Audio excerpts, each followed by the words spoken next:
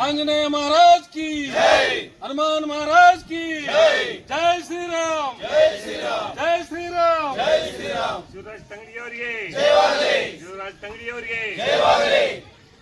जय श्री राम, जय श्री राम, जय श्री राम, जय श्री राम। शिवराज तंगड़ी साहबರಿಗೆ ಜಯವಾಗಲಿ, ಶಿವರಾಜ್ ತಂಗಡಿ ಸಾಹಬರಿಗೆ ಜಯವಾಗಲಿ।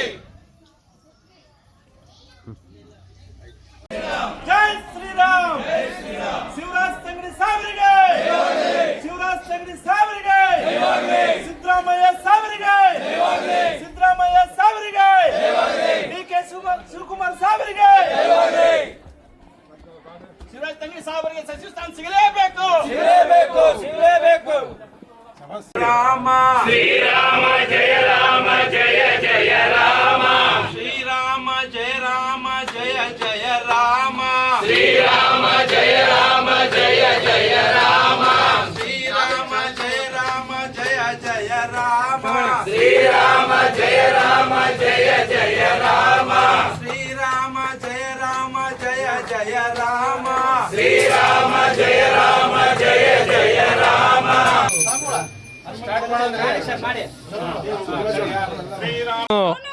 ನಾವಿಲ್ಲಿಗೆ ಕನಕಗಿರಿ ಕ್ಷೇತ್ರದ ಎಲ್ಲ ಕಾಂಗ್ರೆಸ್ ಪಕ್ಷದ ಮುಖಂಡರಿರ್ಬೋದು, ಬ್ಲಾಕ್ ಕಾಂಗ್ರೆಸ್ ಅಧ್ಯಕ್ಷರಿರ್ಬೋದು, ಎಲ್ಲ ಒಂದು ಮಾಜಿ ಜಿಲ್ಲಾ ಪಂಚಾಯತ್ ಸದಸ್ಯರು ಎಲ್ಲರೂ ಕೂಡಿ ಇವತ್ತು ಅಂಜನಾದ್ರಿ ಬೆಟ್ಟದಲ್ಲಿ ನಾವು ಪೂಜೆಯನ್ನು ಮಾಡಿ ಇವತ್ತು ಹನುಮಾನ್ ಚಾಲೀಸವನ್ನು ಪಠಣ ಮಾಡಿದ್ದೇವೆ। ಇದರ ಉದ್ದೇಶ ಏನಂದರೆ, ಇವತ್ತು ಕರ್ನಾಟಕ ರಾಜ್ಯದಲ್ಲಿ ಮಾನ್ಯ ಮುಖ್ಯಮಂತ್ರಿಗಳಾಗಿರ್ತಕ್ಕಂಥ ಸಿದ್ದರಾಮಯ್ಯ ಸಾಹೇಬರು ಒಂದು ಮಾತು ಕೊಟ್ಟಂತೆ ಇವತ್ತು ರಾಜೀನಾಮೆಯನ್ನು ಕೊಟ್ಟು ಎರಡನೇ ಅವಧಿಗೆ ಡಿ ಕೆ ಶಿವಕುಮಾರ್ ಅವರಿಗೆ ಒಂದು ಅಧಿಕಾರವನ್ನು ಬಿಟ್ಟುಕೊಟ್ಟಿರೋದು ಪ್ರತಿಯೊಬ್ಬರಿಗೂ ಗೊತ್ತಿದ್ದಂಥ ವಿಚಾರ।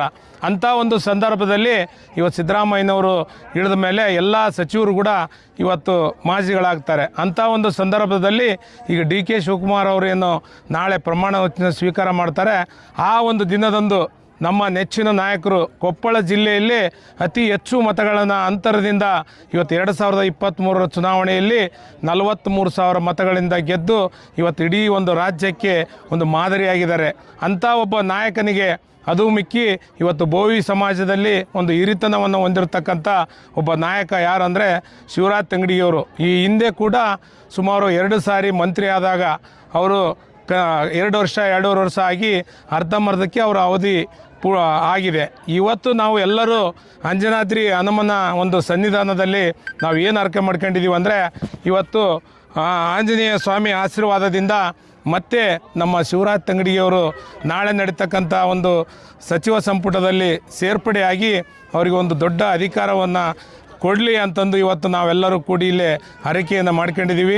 ಇವತ್ತು ಸರ್ಕಾರ ಸಹಿತ ಇವತ್ತು ಅವರಿಗೆ ಮಾನ್ಯತೆಯನ್ನು ಕೊಡಬೇಕು, ಯಾಕಂದರೆ ಅವರೊಬ್ಬ ಹಿಂದುಳಿದ ಅಹಿಂದ ನಾಯಕರವರು। ಇವತ್ತು ಪ್ರತಿಯೊಂದು ಯಾವುದೇ ಉಪಚುನಾವಣೆಗಳಿರ್ಬೋದು, ಕರ್ನಾಟಕ ರಾಜ್ಯದಲ್ಲಿ ನಡೀತಕ್ಕಂಥ ಪ್ರತಿಯೊಂದು ಚುನಾವಣೆಯಲ್ಲಿ ಅವರು ಮಹತ್ವದ ಪಾತ್ರವನ್ನು ವಹಿಸಿ ಅವರು ಪ್ರಚಾರ ಸಭೆಗಳಲ್ಲಿ ಭಾಗವಹಿಸಿ ತಮ್ಮದೇ ಆದಂಥ ಒಂದು ಶಕ್ತಿಯನ್ನು ತೋರಿಸಿದ್ದಾರೆ। ಮತ್ತು KPCC ಒಂದು ಮೆಂಬರ್ಶಿಪ್ಪು ಮಾಡುವಂಥ ಡಿಜಿಟಲ್ ಮೆಂಬರ್ಶಿಪ್ನಲ್ಲಿ ಕೂಡ ನಮ್ಮ ಕೊಪ್ಪಳ ಜಿಲ್ಲೆ ಕನಕಗಿರಿ ಕ್ಷೇತ್ರ ಇಡೀ ರಾಜ್ಯದಲ್ಲಿ ನಂಬರ್ 1 ಮತ್ತು 2ನೇ ಸ್ಥಾನವನ್ನು ಪಡೆದದ್ದು ಸಹಿತ ತಮಗೆಲ್ಲ ಗೊತ್ತಿದ್ದಂಥ ವಿಚಾರ। ಒಂದು ಉನ್ನತ ನಾಯಕ ಇವತ್ತು ಜನರ ಸಮೀಪ ಇರತಕ್ಕಂಥ ಇಂಥ ನಾಯಕನಿಗೆ ಮತ್ತೆ ನೀವು ಸಚಿವ ಸಂಪುಟದಲ್ಲಿ ಅವಕಾಶ ಮಾಡಿಕೊಟ್ಟು ಕೊಪ್ಪಳ ಜಿಲ್ಲೆ ಕನಕಗಿರಿ ಕ್ಷೇತ್ರ ಅಭಿವೃದ್ಧಿಯತ್ತ ಸಾಗಲಿಕ್ಕೆ ಅವಕಾಶ ಮಾಡಿಕೊಡ್ರಂತಂದು ನಾವು ರಾಹುಲ್ ಗಾಂಧಿಯವರಲ್ಲಿ, ಮಲ್ಲಿಕಾರ್ಜುನ್ ಖರ್ಗೆ ಸಾಹೇಬರಲ್ಲಿ ಮತ್ತು ಸಿದ್ದರಾಮಯ್ಯ ಅವರಲ್ಲಿ, ಡಿ ಕೆ ಶಿವಕುಮಾರ್ ಅಲ್ಲಿ ಅವರು ನಾವು ಬೇಡಿಕೆ ಅಂತೀವಿ। ಮತ್ತು ಅಂಜನಾದ್ರಿ ಹನುಮಂತ ಒಂದು ಆಶೀರ್ವಾದ ಇರಲಂತಂದು ನಾವೆಲ್ಲರೂ ಇವತ್ತು ಪೂಜೆಯನ್ನು ಮಾಡಿಸಿ ನಾವು ಹರಕೆಯನ್ನು ಮಾಡ್ಕೊಂಡಿದ್ದೀವಿ। ಯಾವ ಖಾತೆ ಸಿಗಬೇಕಂತ ಏನಾದರೂ ಅಪೇಕ್ಷೆ ಇದೆ? ನಾವು ಏನಿಲ್ಲ, ಉನ್ನತವಾದಂಥ ಈಗೇನವರು 1 ಸಾರಿ 2 ಸಾರಿ ಮಾಡಿದ್ದಾರೆ, ಇವತ್ತು ಸಣ್ಣ ಸಣ್ಣ ಖಾತೆಗಳೇ ಸಿಕ್ಕಿದೆ ಅವರಿಗೆ। ಮೊನ್ನೆ ಕೊಟ್ಟಂಥದ್ದು ಕೂಡ ಒಂದು ಹಿಂದುಳಿದ ವರ್ಗ ಅಂದರೆ ಸಮಾಜ ಕಲ್ಯಾಣ ಇಲಾಖೆಯಲ್ಲಿ ಒಂದು ಭಾಗ, ಅದು 25%। ಈ ಒಂದು ಕ್ಯಾಬಿನೆಟ್ನಲ್ಲಿ ಅವರಿಗೆ ಕ್ಯಾಬಿನೆಟ್ ದರ್ಜೆಯ ಸ್ಥಾನ ಸಿಗಬೇಕು ಮತ್ತು ಅವರಿಗೆ ಅವರ ಆಸೆಗಳು ಕೆಲವೊಂದಿದ್ದಾವೆ। ಗೃಹ ಮಂತ್ರಿ ಆಗ್ಬೇಕಂತಾರೆ, ಸಮಾಜ ಕಲ್ಯಾಣ ಮಂತ್ರಿ ಆಗ್ಬೇಕಂತ ಆಸೆ ಇಟ್ಕೊಂಡಿದ್ದಾರೆ। ನಮ್ಮ ಒಂದು ಬೇಡಿಕೆ ಕೂಡ ಸಮಾಜ ಕಲ್ಯಾಣ ಮಂತ್ರಿ ಆದರೂ ಕೊಡ್ರಿ, ಗೃಹ ಖಾತೆ ಅನ್ನಾದರೂ ಕೊಡ್ರಿ, ಒಟ್ಟು ಕೆಲವೊಂದು ಏನು ದೊಡ್ಡ ದೊಡ್ಡ ಖಾತೆಗಳಿದ್ದಾವೆ, ಆ ಖಾತೆಯನ್ನು ನಿರ್ವಹಿಸಲಿಕ್ಕೆ ಅವರು ಸಮರ್ಥರಿದ್ದಾರೆ। ದೊಡ್ಡ ಖಾತೆಯನ್ನು ನಮ್ಮ ಕೊಪ್ಪಳ ಜಿಲ್ಲೆಗೆ ಕೊಡ್ರಿ ಅಂತಂದು ನಾವು ವಿನಂತಿಯನ್ನು ಮಾಡ್ಕೊತೀವಿ।